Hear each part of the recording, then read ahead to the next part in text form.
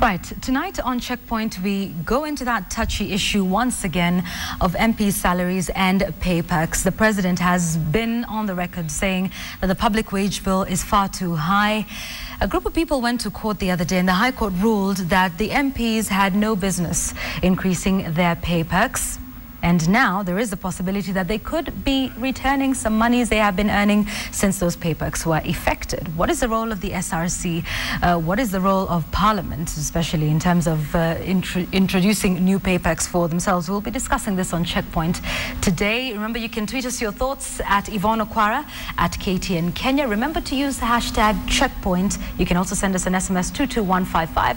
I have a pretty new panel today, but they'll still be able to do it. MP Kanini Kiega, thank you so much for joining us. Okoitio Mtata, who went to court and was successful with this ruling that we're discussing today, as well as John Mbadi, who's our regular here, MP for Suba. Thanks for joining us. Let's start with you, Mtata. Going to court, getting this ruling, are you happy? And I hear you want to go for more. You're going for the jugular.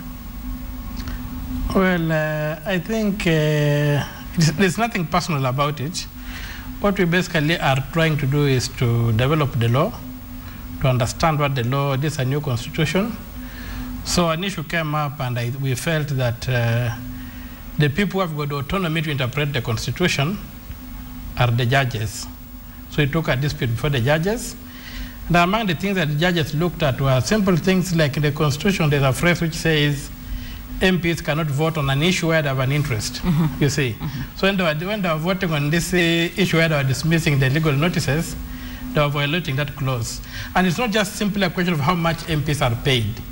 It's about being governed by the law. And so we felt, like personally I felt that if the MPs were not happy with what they had been given, they had an avenue in the industrial court to go and maybe deal with the issues of labor there.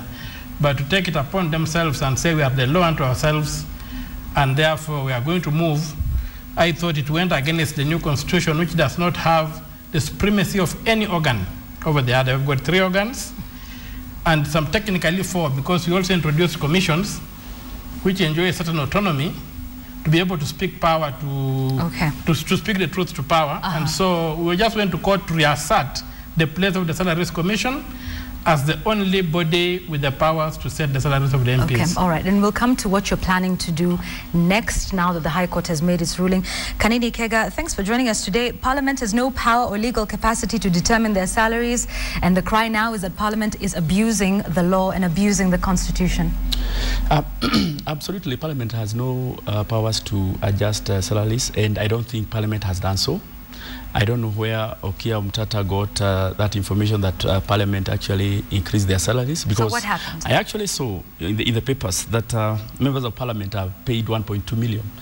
And I was asking myself, I'm in the National Assembly, I don't get that money. So there are a lot of wrong information going in and out. All right, so in your view, what happened then? You say the pay perks were not increased. We are very clear, though, that the basic pay was not increased. It remains at 532, but there was some pay perks, which is why we're clearly calling it that. In any institution, there is the employer. And in the case of the National Assembly, we have the Parliamentary Service Commission. And Parliamentary Service Commission, of course, I'm not a member, but I think they had some discussions, of course, with SRC. And if they decided to adjust anything, then I don't think it's Parliament which actually did that. If there was any adjustment, and of course, for sure, I'm saying there is nothing like 1.2. It's totally exaggerated, and I think would you want to, and we'll get to the breakdown in just a moment, and just talk about some of these things. John, let me start from the point that Okia Mtata and his team, who went to court, perfectly exercised their constitutional mandate under the Constitution. Article 22(2) allows any Kenyan who feels that the interest of the public is threatened in any way to go to court. And so I think insofar as going to court is concerned, they were right to go to court. I want to also add that actually it is the sole responsibility of the judiciary to interpret law. Parliament has a sole responsibility to make law.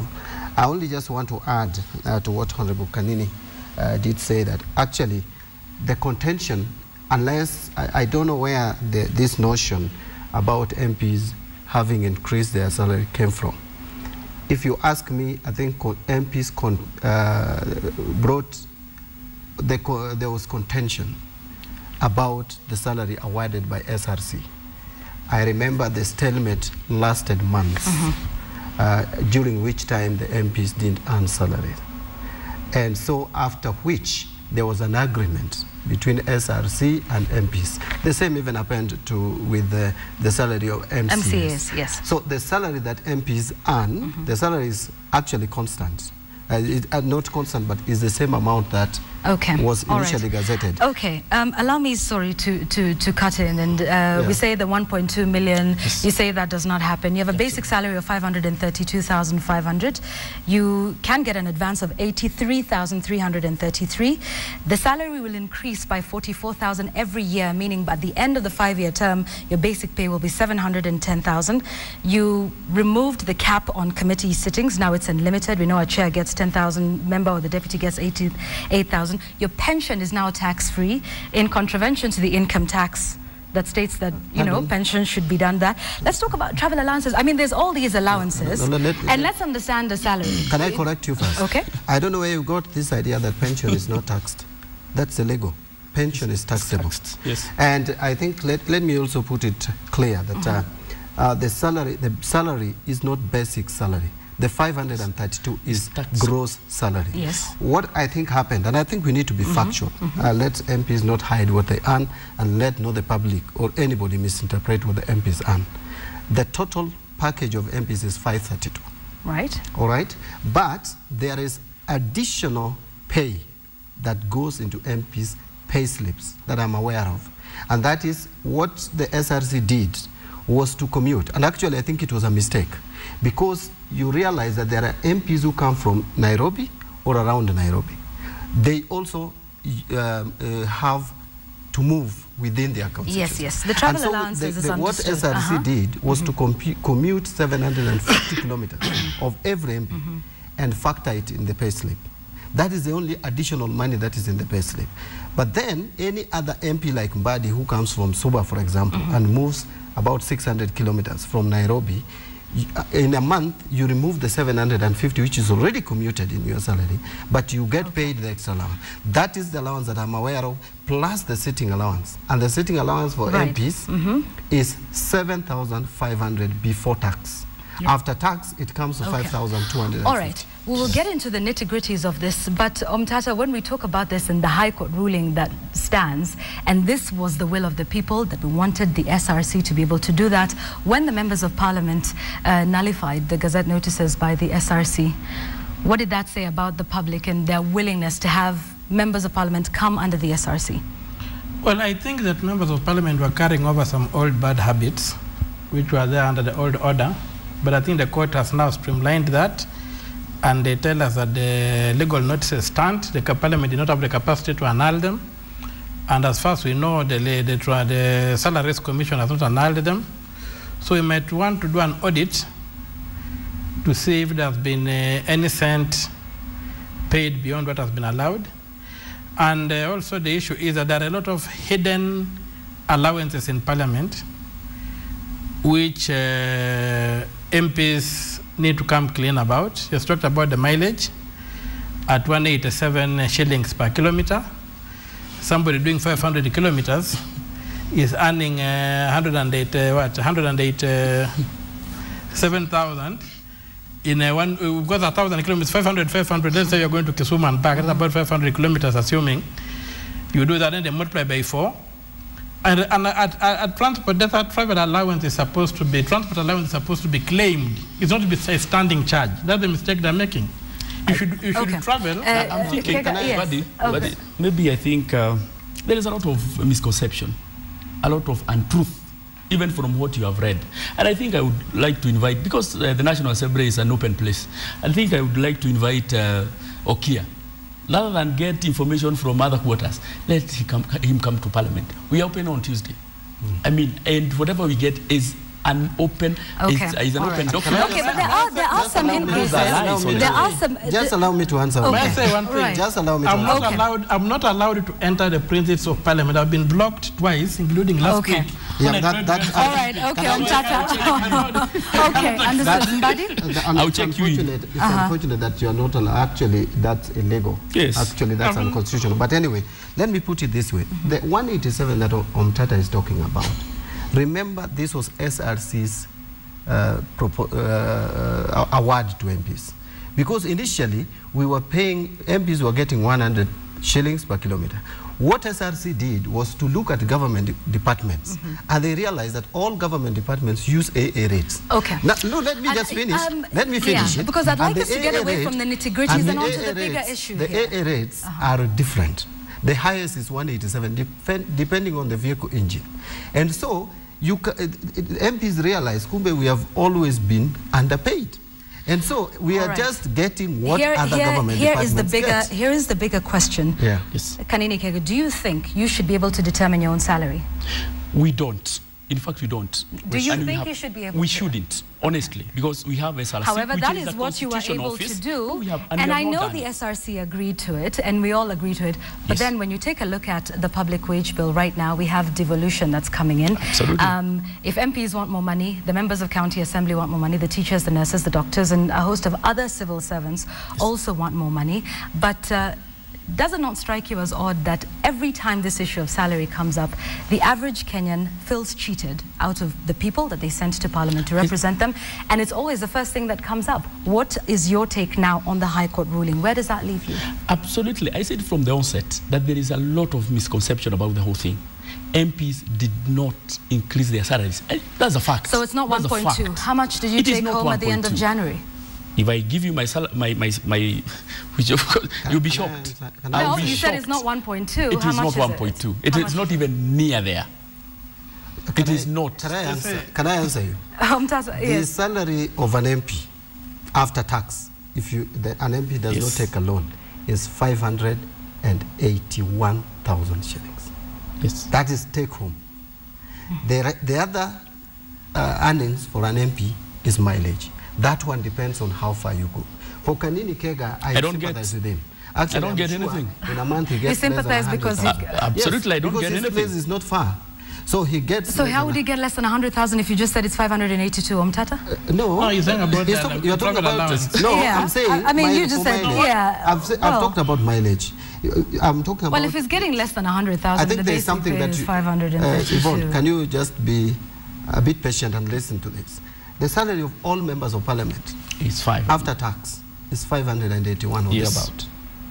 If an MP has not taken mortgage or anything, so that is it. All right. But the rest, the mileage, the rest is the mileage. That is what I was talking about. All right. The mileage. There's also the issue of the car grant, for example. 3.3 million in the 10th Parliament. It's now 5 million. Yes. And this is a grant. Now, that's a very important point because we want to come to the question of grants because the government is not a grant-making entity. So when you make a grant, and if you look at in the 6th schedule, and in chapter 6, they say any gift given to anybody should be, beyond a certain amount, should be surrendered to the state. And one of the things we are trying to push is that the MPs have got a justifiable argument that they need to be given a car, or whatever it is, to facilitate them, and some of them, the terrains are bad, they don't want a car for a certain standard, to massage their ego, to perform well, whatever it is. But we are saying they have no way you can give a grant. You look at the youth fund, these poor people are paying a loan to get money from the government. They pay back. The wealth fund that is all over, you have to pay back, it's a loan. The women fund is a loan. So there's no justification, even under practice of the government, for MPs to get a grant. Because the total of the car grant comes to 2.08 billion. So what we're saying, no, forget about that. What we're saying is that the grant, once the car is bought, the car should remain property of the Kenyan state. The MP can have it. He can even be given a private number plate. He can operate it without the restrictions of GK. But the day he stops being an MP, that cash would revert to the state. Yvonne, let me have my take on this. All right. My take. Yes. If, for example, a DC is posted in, for example, in my constituency, Kenya, is given a vehicle and fueled, of course, with a driver, security person. Or what we said, in fact, myself, I would be very, very comfortable. If the government offered me a vehicle, a driver, I would be comfortable. They will fuel it and they will service it. I have absolutely no problem. Because the kind of expenses that we go through in maintaining those vehicles when we are up country, it's astronomical. It's unbelievable. Can I say how much it is? They are given a car allowance of about 900,000. Can I just add? Per year. That is total misinterpretation. Yes. Let us be factual. All right. What is the fact? Let me just put it this way. The car grant, and I heard Omtata calling a grant a gift. I wish to inform you that a grant is not a gift. A grant is a grant. Even Kenya government gets grant. So let me. Yeah, the Kenya government gets grants, but the Kenya government is not a grant making anything. Let me put it this way. We have said this many times. Can the government then buy vehicles for MPs? Absolutely. Even if you walk to my car today, which I bought just out here, the one I used to come here, and the one I've just come with from the constituency, I bought it in July with the so-called car grant. I even added some more money. But that vehicle has clocked 34,000 kilometers. If you divide that by the 6 months, that is on average 5,500 kilometers per month. And on rough terrain, I don't know whether this government would really maintain cars for MPs. Let us be factual. If you are giving vehicles to permanent principal secretaries who are just here in Nairobi, who you don't even need to travel to constituencies, our core responsibility is to represent our people. You are telling us that we cannot get government vehicles. That is double speak. What we are saying, you can give us the vehicles, and there is no MP who has refused to take a vehicle from government. But the government realized that it is more costly to maintain. All right. But we're saying the vehicle should belong to government. That is what about that? But now, so that is if would you be willing to leave the cars behind? We're going to buy election. Let me tell you, it is, let's be practical. If you give an MP a vehicle, it cannot take 5 years. You will take back a scrap to government. If that is what you want, so be it. Absolutely. Yeah. So, Yeah, okay. that's all you want. So Agreed on this. Omtata, what's the next step? Because now the High Court ruling has said this was unconstitutional. You and the Law Society of Kenya want to take this a step further. We want to look at the ruling because there are issues that we raised in the petition that the court did not address. So we need to know how we are going to address those issues. And because the court was silent on them, did not address them. And but the most important thing is on the side of allowances, there's also a lot of fraud that the MPs are engaged in. Like this is allowances for committees and allowances for appearing in parliament. We have documentation where some MPs on the same day, at the same time, they were in parliament, they were in 2 committees. So some of them are insincere. And these are among the things that need to be contained because to me, an MP is a very important person in the country. He's a legislator. He's supposed to be a role model. And if the MP can obey the law, I'm telling you, the impact down there is huge. But if an MP enjoys impunity, then you'll find everybody misbehaving. And you see, like, yes? a member of parliament, and he needs to know, has 3 roles: legislative, representation, and oversight. In fact, what we do in parliament is just executive. It's like an executive summary. Most of the work in parliament happens in committees. Last week, in fact on Monday, and we were on recess, we were called upon because there was a petition by people from Tharaka about land, because I'm in the committee of land. We had to travel from Nairobi to Tharaka, even some very, very remote places where you sleep, you are very, very insecure, but you do it. Now he would say, I went there because of 5,000. Do you think I would leave Nairobi to go to Tharaka with all those insecurity because of 5,000? No, I wouldn't do that. What I'm saying is that some MPs are engaged in fraud whereby you find that an MP has attended 2 meetings at the same time that were running concurrently. All right, but for that, honestly, we don't have any proof of that. If you had some proof of documentation, that would help. Okay. Is that we also have internal mechanisms.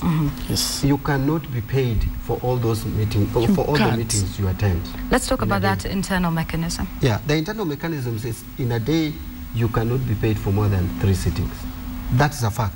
You can attend as many as you wish, but you can only be paid for a maximum of 3. Further, some of us, I tell you, Yvonne, we have even missed meetings of committees because we have to attend to other important functions. 5,000 really, I don't think would compel me to sit in a meeting. Yeah?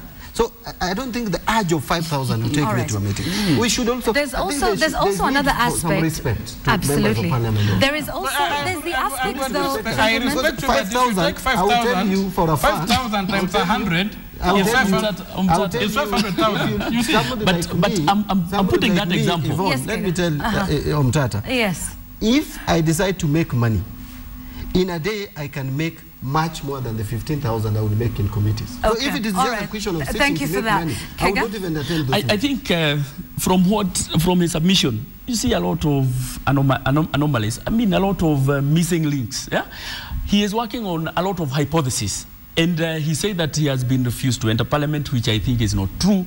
If you really want to put a strong case, even for the appeal case and all that, please come to parliament. We are going to give you all that information. And definitely you'll be able to put up a case. Because basically, as I said, 5,000, and I want to repeat, not make me go to Tharaka. I think we've gotten that point down, though many of the Kenyans, even on Twitter and on SMS today, are simply unhappy with this, raising the issue of it being a moral issue much more than, and I know we can go into the details of the work that you do and it being, you know, commensurate to the pay that you get. But for most Kenyans, they feel this is unfair. So what is that? That is unfair. Yeah, here we go. Let me read you a couple of tweets. Yeah. Tell them they don't have to be MPs. They're acting like they're being forced to do so. Why do, that was Eric Christopher. Tomboya says, a pertinent question. Why do Kenyan MPs feel that they should be amongst the best paid legislators in the world? Justifiable? Given a report card to rate our MPs, my rating will be 2 out of 10, says Emanuela. And all of these are sentiments being raised by the general public and by the constituents. You can talk about misinformation all you want, but they feel you shouldn't be earning what you're earning. Kega? From the onset, and we said, and they are the ones paying the salary. We have not raised I think we've made that very clear. No, and maybe that's the reason, because that's the reason people are saying that they're unhappy with us and all that. Because but you're certainly not earning the same as before you sat down with the SRC last year. Can I just answer? Can we agree on that? The car grant is higher. Your allowances are more. Can we just agree on that? No? Yes? Let me put it to you this way. Yeah? The point is, it is true that MPs negotiated the salary with SRC, which any other state officer. There were a lot of negotiations, even with commissions. So it is not just the MP. The MP's case was hyped, which is normal because there are people as representative. Let me tell you, the issue of remuneration of representatives is not just unique to Kenya. Go to any country. It's like, I think people's representatives are expected to work pro bono. And I think that if that is what Kenyans want, they should tell MPs, you go, work. All right, I'd like, so that volunteers can come and become MPs. Yes. All right, okay. Let's just have the final thoughts again. And I'll ask this question again because I don't think it's been answered. Kenyans feel you shouldn't be earning what you're earning. Kenyans are the taxpayers. They're the ones paying you. What do you think about that? It's a general concern, even for us, that the wage bill is high. In fact, by the end of the financial year, things might even be very, very different because we have seen the county governments are really employing and in total disregard of even what had been given as guidelines. For me, as the MP for Kenya, and as if I had even said it from the word go, I did not ask for this seat for the money part of it. And it is clear, and they know it even in my constituency. I didn't do it basically for the money.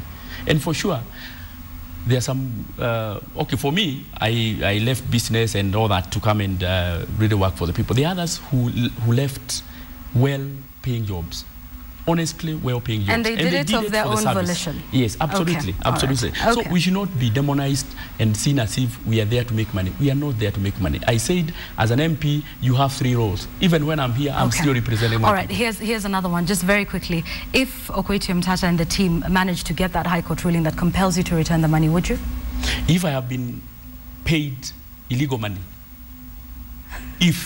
I have absolutely no reason not to pay. Mtata, then tell us about that next step and just summarize that for us quickly. Of course, everybody thinking... To me, what is very important is that, and I'm happy my brothers have said that they agree with the High Court ruling, that they are not entitled to fix their own money, their salaries and what have you.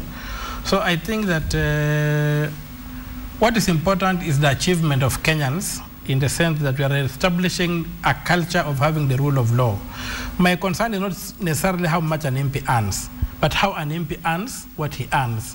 And we have said the MP should earn what he earns through this. The moral questions on the allowances are these, like teachers, we employ teachers to work in the classroom. When a teacher goes to say he wants chalk allowance, to touch the chalk, to do whatever, you know, there are moral issues that come out. We elect MPs to work in parliament. Why do we pay them allowances and a salary for the work they do, including the committees, including representing us on the floor of parliament? You see, those are the moral issues that we need to come to terms with, not necessarily how much they're earning, but how they're earning, what they're earning. And I also believe that an MP should lead a decent life, should have represent his people. I would not expect my brother here when he's going there, he's in Tatas or whatever. Let us streamline this thing as a family, as one part, as a people, and we get to a point whereby there is more understanding of what the MP does. Because also another problem is our own people also look at MPs as ATMs. That we have not to look. We do that. This man might have to borrow a vehicle to pass some areas. Because this vehicle has been marked already appears, all manner of things are thrown at him. Those realities are there. We also need to educate our people that MPs are not community development officers. MPs are legislators mainly. They're making for us the laws, and they're not supposed to be ATMs for people. Okay. There's a lot that needs to be done around the issue of the payment of MPs. But the ruling of the High Court has interpreted the law correctly, that our brothers should really follow due process if they are aggrieved. Okay, all right. Finally, Mbadi? For me, I think I agree totally with the ruling of the High Court that MPs don't have the powers to really adjust this, and no state officer has that powers. It is with the SRC. If there is any payment that was given to anybody, MP or any other state officer, that was not approved by SRC, then that is a legal payment. But I want to also add that we need to respect the judiciary. Once judiciary makes a determination, it must be respected. And MPs are not exception. We would respect the High Court ruling whichever way it comes. Although I know for sure that there is no illegal payment that has been given to members of parliament. So confident you won't be having to make any refunds? Yes, I know there is nothing that I will have to pay back. But let me just make a concluding remark. That the issue of wage bill, I think, is something that we really need to discuss without emotions. And I think this is where I fault SRC. And I've said it a number of times, unfortunately, and you'll forgive me for saying this, that sometimes I feel SRC is not competent. What I expected SRC to have done was to freeze salary of all state officers at the level they were. And then take time, say 1 year, and do a thorough audit and do a thorough job evaluation, job analysis, to determine the correct remuneration for all the state officers and even recommend for other public officers, rather than rushing to gazette salaries of a few individuals and then causing a lot of issues and finally even adjusting them upwards. I mean, it doesn't really help this upwards country. when the economy can handle it. Yeah. All right. Okay. Thank you, gentlemen, for coming in and talking about this issue. It'll definitely be something that we will keep talking about, and we'll keep up with your next forays in court regarding this issue. Thank you, gentlemen. That's been it. We will continue to sample your views as we carry on with the bulletin. It's not over yet, but let's take you to that story that we had promised you. And but I'm told we should take a break first, and we will come back to that story by John Allen Namu. That's all after the break.